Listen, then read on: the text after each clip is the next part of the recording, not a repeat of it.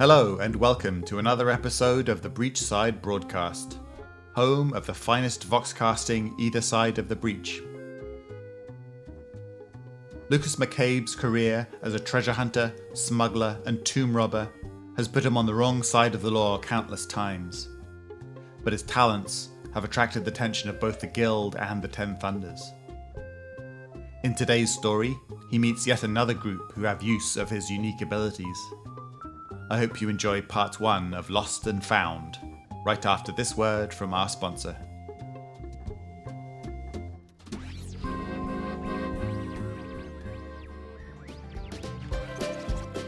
This episode of the Breachside Broadcast is brought to you by the Malifaux Exploration Society. We specialise in unravelling the lost mysteries of Malifaux and unearthing ancient relics. Our organisation is dedicated to shedding light on this world's secrets, opening locked doors and entering places where no human has ever set foot. Want to join us? Tough! If you're worthy of becoming a member, we'll find you.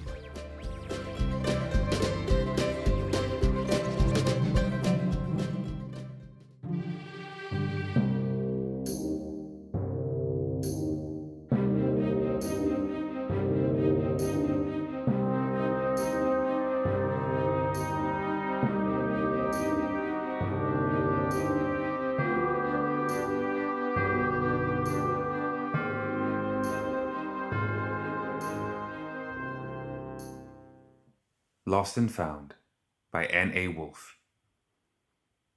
The Guild's Ministry of Antiquities thanks you for your service, Mr. McCabe, Procurator Campbell said as he eyed Lucas suspiciously through horn-rimmed spectacles. He picked up the crystalline statuette placed before him and weighed it in his leathery palms. The idol will sell handsomely, but as I understand, its acquisition was not without cost. The Procurator raised his thinning eyebrows. What happened to Edward? Edward was a valuable asset to my team, Lucas answered carefully. Unlike most Guild officials, who usually espoused a blustering air of arrogance and incompetence, Campbell was keen, soft-spoken, and pensive. That made him especially dangerous. Slate Ridge proved too much for him, and he passed in an avalanche on the way back. We never found his body. Your tomb raider never ceases to cost us, McCabe, Campbell responded, as though the death of one of his men was of little consequence to him. But you always deliver, and so shall we. He retrieved a small pouch of soul stones and slid it across the desk. The satisfying jangling of the gems tinkled in Lucas' ears, and the treasure hunter exhaled an audible sigh of relief. The ruse had gone as well as he could have hoped. It was simple, really. Bring the treasure back, swap it with several highly detailed forgeries, sell the fakes to the Guild or wealthy private collectors, and hand the original off to the Thunders. Squaring the circle had never been so easy. The template for the plan had been Karen's. Then before her death in Egypt, Lucas and his fiancée had executed it dozens of times for different employers. Oh, and one last thing, Campbell called. Lucas turned around, the smile still lingering on his lips. Suddenly Campbell's grin split into an even wider sneer. Are you sure Edward was caught in an avalanche? The Procurator clapped his hands twice, and Lucas was left agape as a third person bounded into the cramped office. Surprise! Edward shouted with unsettling glee, arms raised in the air. Oh, we're going to stick it to him now, aren't we, Pa? Shut up, you waste, Campbell barked, uncharacteristically stern. The young man immediately fell silent and clasped his hands awkwardly behind his back with a grumble. My son looks just fine to me. He slapped Edward across the face contemptuously, leaving a red flush on his cheek. Feels pretty real. Care to test it yourself? He sneered as the ruffian winced in pain. Lucas' eyes widened. He's your son. Shit. How had he not known? All this time. Lucas cursed to himself for allowing his apathy to lead to carelessness. The wiser part of him knew he would never learn. Edward told me everything, Campbell said, squinting at McCabe as he took off his glasses and polished them with a firm grip. You tried to use my boy as bait. I can't believe you're willing to let him die to save your sorry ass. That's right. Edward nodded his head approvingly, his arms folded in front of him. Shut up, boy, Campbell roared, flecks of spittle flying across his desk. The ruffian looked crestfallen. But Pa! Campbell ploughed on. He really would have done us all a favour if you'd left him to die in the snow. But it turns out my boy had some brains and a smidgen of skill, don't you? We were being chased, Lucas said simply, abandoning any pretense. We needed to throw the damn beast off our trail, and this idiot is disposable. He glanced at Edward. Edward's eyes flickered excitedly, as though he'd never been praised before. He nearly giggled. Idiot. I did good. Had a knife in my pocket and cut right through your ropes. You're not as dumb as you look, son. There's still hope for you yet, Campbell said darkly. He turned to Lucas. You know, I certainly don't object to your creativity. I, for one, appreciate how it never fails to bring us results. The procurator examined the idol again. Except that you haven't. He smashed the artifact on the floor.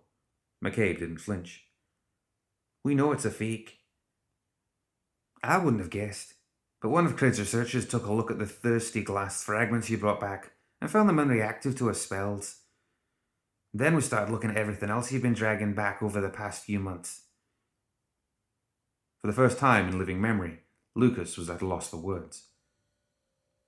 But the fact that he was still alive, and that Campbell didn't seem to know about his contact with Mizaki, was a good sign.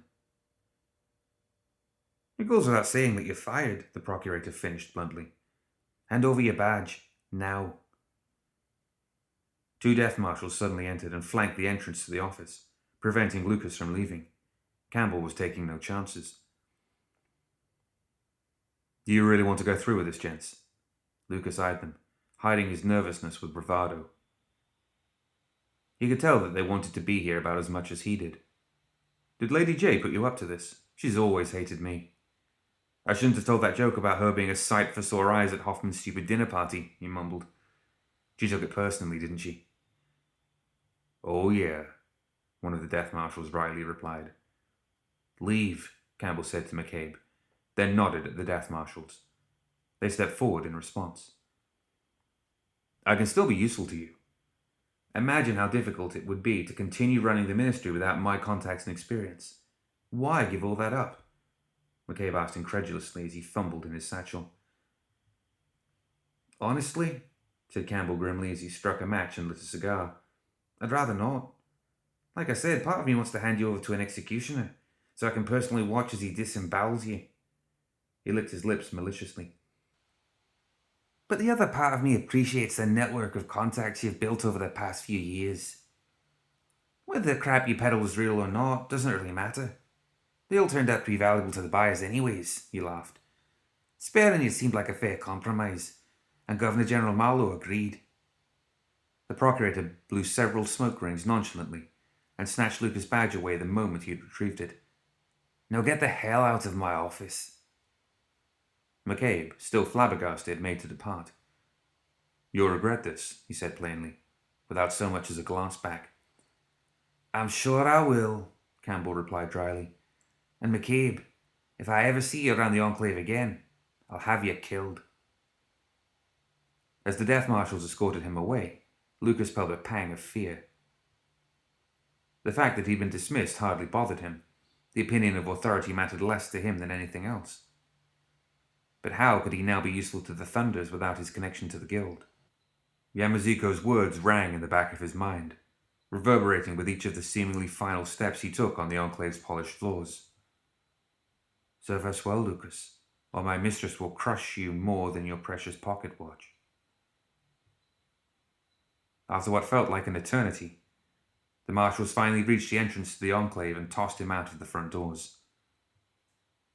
Bastards, he spat, nearly supine on the ground.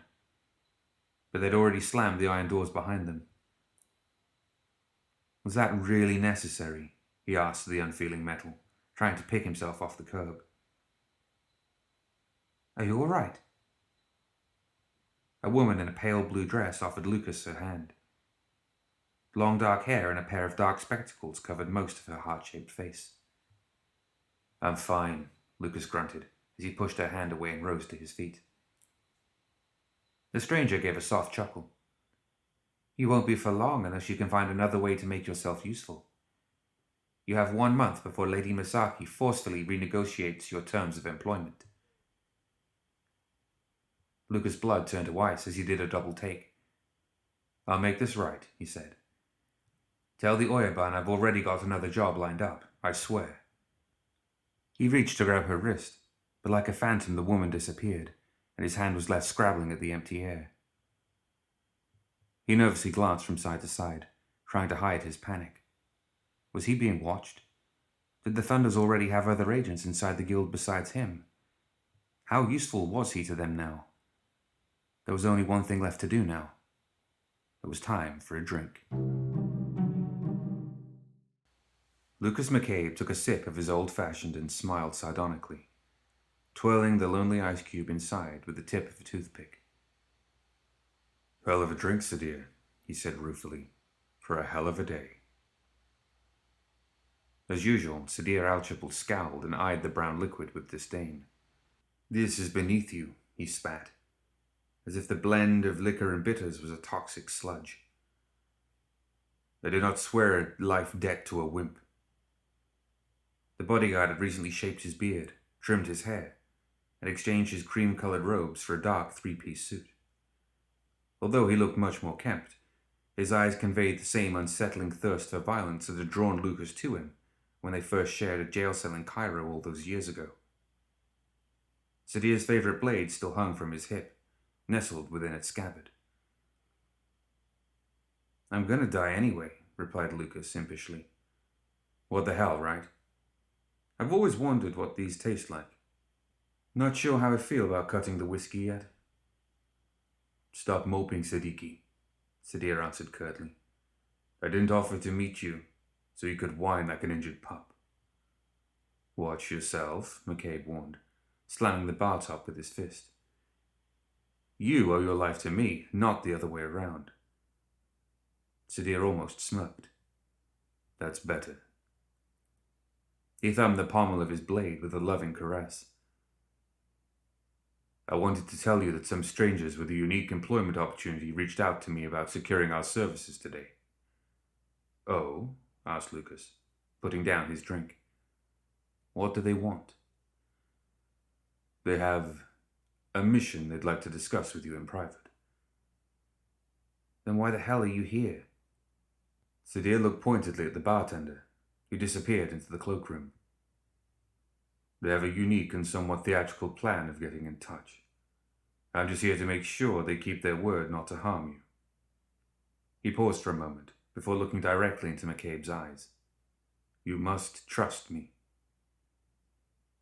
Lucas looked back at Sadir quizzically, but before he could respond, a black hood was thrust over his head, and a pair of strong, firm hands shoved him unceremoniously out of the bar. Sadir, you double-crossing ass. I thought you had my back. Who put you up to this? Lucas asked impatiently, his hands held forcibly behind his back. Ivan, is that you? I swear to God, you stupid son of a bitch, I would never cheat you. Those Fabergé eggs were made from real soulstone. Lucas was surprised to hear laughter as his arms were released and the hood pulled up from his head. He found himself facing 3 figures. The first was the fattest man he had ever seen. Seated next to him, also across from Lucas, was an elderly hawk-eyed lady who was a head taller and a quarter the girth of her companion. Finally, to Lucas' immediate left was a muscular young woman with tanned skin, long brown hair, and a mysterious smile. She had been the one pinning his arms. Mr. McCabe! The fat man reached out for Lucas' hand and shook it eagerly. His porky jowls quivered as he spoke, flapping like the drooping skin of a basset hound. A moment, if you please. Where's Sadir? Lucas demanded. I'll kill him. Relax, Mr. McCabe. He's up front with our driver, and making him very uncomfortable from the looks of it, he answered with a nervous puff. Your man doesn't like to smile, does he? It took Lucas several seconds to register that he was not in danger. This was the first time a hood had been pulled off his head, and he was not facing the barrel of a gun or the blade of a knife. Instead, he found himself inside one of the most lavish coaches he had ever seen. Rich, luxurious velvet upholstered the seats, each studded with golden tacks and silver buttons. The cherrywood parquet floor was inlaid with intricate designs, which complemented those etched into the ceiling. All of the wealth was intoxicating. "Hell of an entrance," Lucas grumbled, trying to hide his own excitement. "Don't you people know how to say hello? Or do you not follow the rules of being a person?" "Sorry," said the younger, brawny woman seated to his left. She offered a guilty smile. "We couldn't risk an open meeting now that your name's mud with the guild." Her voice had a faint, honeyed twang. "They're watching you, and if they see you, they'll see us. Ludwig will explain. I'm Jesse, by the way. Jesse Halliday." She shook his hand. "My name is Ludwig von Clausewitz," the large man offered. "I'm one of the overseers of the Malifaux Exploration Society." He pointed at the elderly woman to his left. "And this is Gretchen James.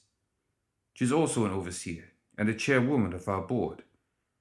The woman remained emotionless, but she continued to stare at Lucas with her beady eyes, her irises black as coal. "Never heard of you." "That's good to hear," Ludwig answered approvingly. "While not totally secret, the MES is, well, somewhat discreet.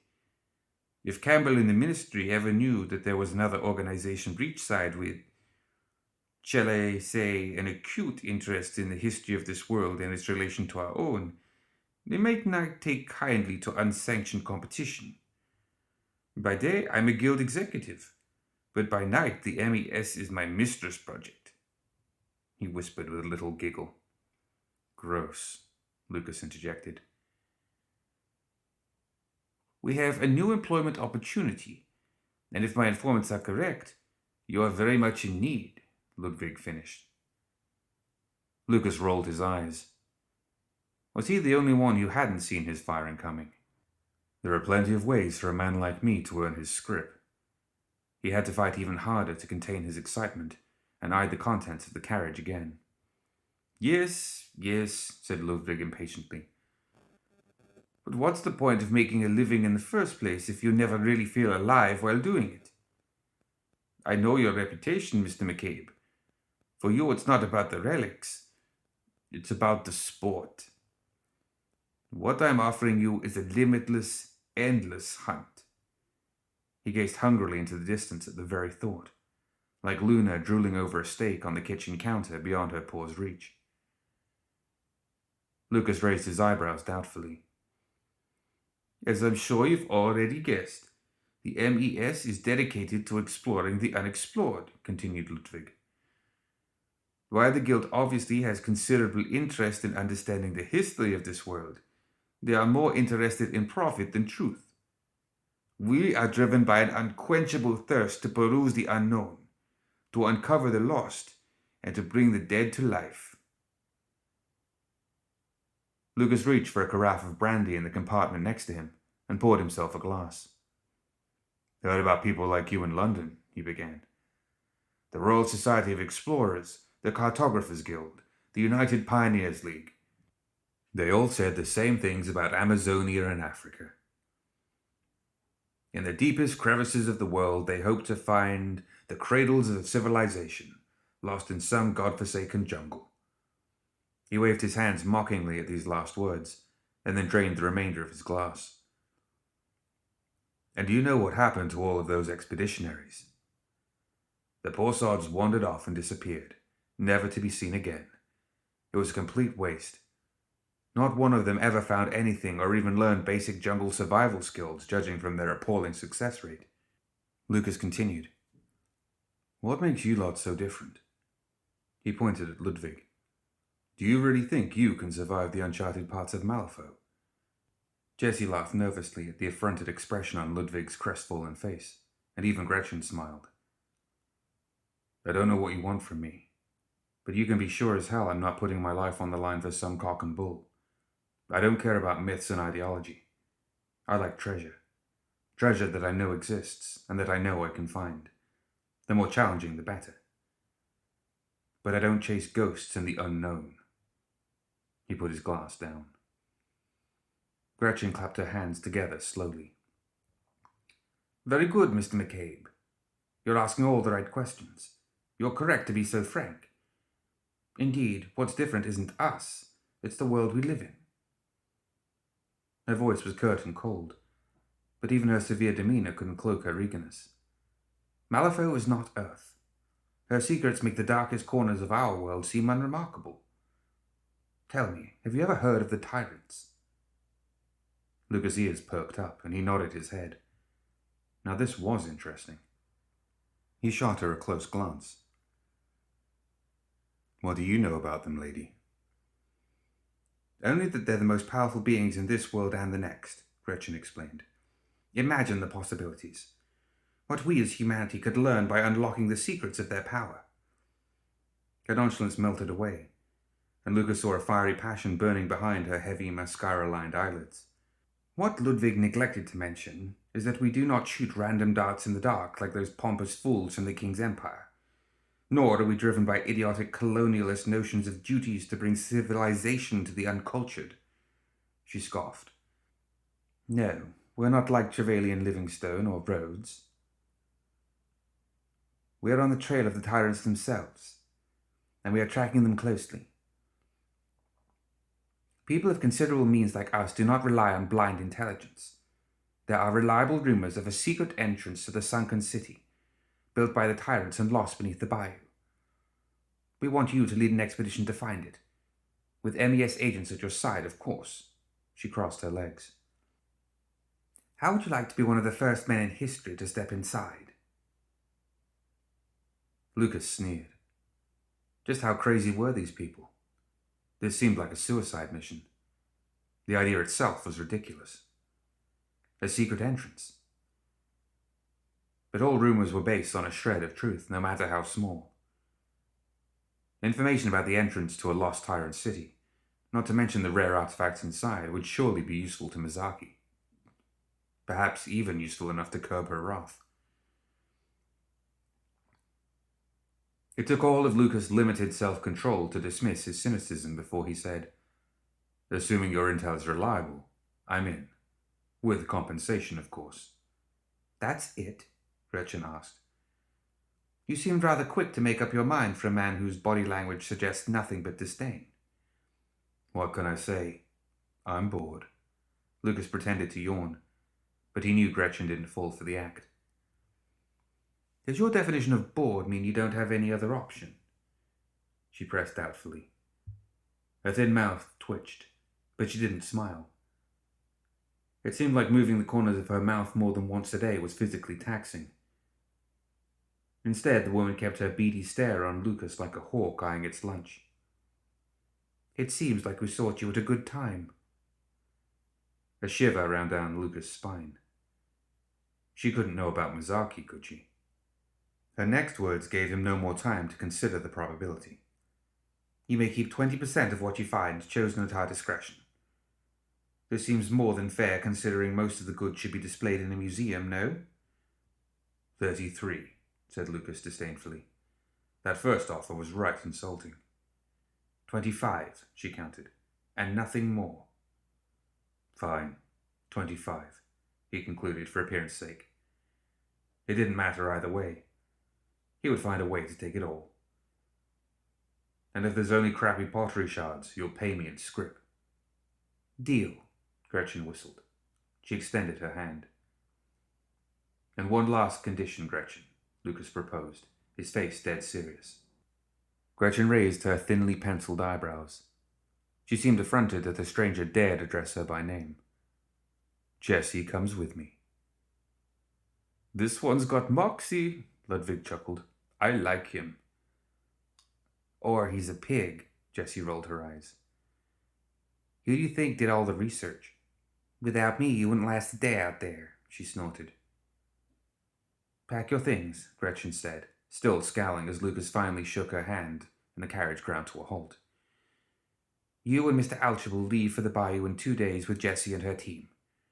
A courier will be in touch with the details. Lucas nodded. Oh, she added. If your expedition succeeds, I see great possibilities awaiting you in the future of our organization. Do not prove me wrong. She gave a quick, mirthless laugh as Jessie pushed Lucas out of the door. Their final words rang in his ears once again. He felt a strange sensation that he had never quite experienced before. What? Sadir asked testily, hopping out from the front of the coach, clearly disappointed that there was not an excuse to fight. Nothing, Lucas nonchalantly murmured, fighting to hide the slight spring in his step. I can't believe you talked me into this, Sadir complained to Lucas, as he cleaned goopy insect blood from his blade. The satisfying squelch of macheting a mosquito the size of a plum was far less amusing after the dozenth time. I can't believe you let them put a bag over my head, replied Lucas, with a grimace as he wiped away the sweat beading on his brow. From the prow of the MES Surefoot, he looked out at nothing but miles of putrid bog shimmering in the humid morning breeze. For nearly 2 weeks, Lucas and an intrepid team of explorers had followed the bayou charts given to them by the Society overseers. In that time, they had found nothing. The ruins of the sunken city protruded from the water like jagged teeth in the jaws of a great beast, but the hidden entrance, if one even existed, remained as elusive as ever. His time was running out. I don't understand what we're missing, Jessie mused, teeth clamped around the cap of her pen, well worn from pensive chewing. Maybe the cartographers were wrong. A lifetime of research had taught Jessie to be skeptical of everything, even her own conclusions. She had originally begun her career as a botanist in the Bayou Traders village of Frontier Point, where she dedicated her life to researching the flora and fauna of the marsh.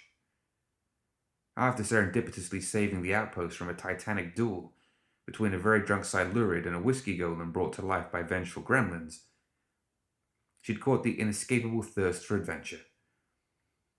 Thereafter, discontent with living in a lab, Jessie became a freelancer for the MES. The board had found her connections amongst both scholars and pioneers most useful, especially in their efforts to map the bayou. Over the years, the young woman had not only become a consummate field researcher, but also a respectable marksman with her trusty rifle. This doesn't make any sense, she mumbled, spitting out the pen cap with a grimace. There doesn't seem to be any charted superstructure suggesting the presence of an entrance below. Maybe you're reading the map wrong, Lucas joked. Have you tried flipping it the other way around? Don't be an idiot, she said, punching him in the arm. I gathered the data that contributed to these charts myself. I know how to read them. Then why are we stuck? Lucas retorted sourly, placating Luna as she growled in frustration. Ludwig should have taken his plan and shoved it right up his fat... Jessie rolled her eyes. We've got a job to do, and we're not going back to the overseers until we finish. For a fraction of a second, Lucas thought he sensed the faintest hint of fear behind her eyes. She masked herself by casting a fiery scowl in Lucas' direction, before returning to her documents, parting the long blonde locks stuck to her sweaty forehead, and wrinkling her nose against the sulfuric tang of the swirling waters. The entrance to this goddamn city is out there, and I want to be one of the first to find it.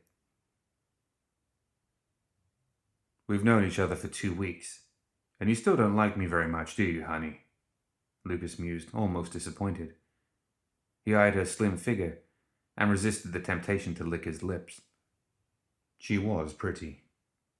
Not as pretty as Karen, but her tight denim pants distractingly accentuated the voluptuous curves of her slender hips. Jessie chuckled. I think I'd like you a lot better if you'd stop staring at my ass. She reached for the rifle strapped to her back. I haven't fired this since we ran into that pack of gators 2 nights ago. Think I might need to test it again. She pulled the bolt back casually with a dramatic click. The other MES expeditionaries looked up from their work, and the boat's captain dropped the mooring rope he had just started rolling around his wrist. "Forget I said anything," Lucas mumbled morosely. "Get back to your work, you lot," Lucas commanded, and the rest of the crew began scurrying as they had been before. Jessie shouldered her rifle and folded a section of the map for Lucas to read in one hand while scratching Luna affectionately between her ears with the other. The dog let out a satisfied huff. "This quadrant here. I think we should return for another look." She circled a few darkly shaded blotches on the accompanying topography report. "These features might be anomalies. It was stupid of me to dismiss them as geological clusters during our first two sweeps. Maybe they're ruins after all. We'll have to dig a bit to find them, though." She shouted toward the captain's cabin. "Did you hear that?" The captain gave a whistle and redirected the boat according to Jessie's coordinates. "Yeah, all right," said Lucas, with an ingratiating nod. "You do that." After several terse minutes, it again struck him how ridiculous the whole mission seemed. Finding a needle in a haystack was dumb, and this was exponentially dumber, since the whole of the bayou was just a bigger, filthier haystack, filled with gremlins, gators, flesh-eating plants, and worse. What intrepid little explorers they all were, lost in the middle of this interminable swamp. "We can't waste any more time than we already have," he conceded. "I think." Unexpectedly, the boat came to a halt. "If we move forward any further towards those coordinates, we might rupture our hull. Seems like you were right, ma'am," the captain shouted to Jessie. "The Vox pulses suggest there's something down there, a structure by the looks of it." Jessie's eyes lit up. "Get the divers ready. I want an excavation team down there immediately." At her command, 3 members of the crew ran to the Surefoot's cabin and returned with as many bronze helmets, each attached to hoses made out of a waxed waterproof fabric that all ran back into the center of the ship. "Ready to descend?" she asked them, as she passed each man a loaded spear gun. Each projectile was tipped with a sharp, jagged arrowhead, and the MES sigil was proudly etched in gold into each shaft. The men checked their gear, tested their helmet ventilation systems, and then flipped the power dials on their weapons. The spear guns hummed to life with an ominous buzzing as the divers nodded and lowered themselves into the murky waters.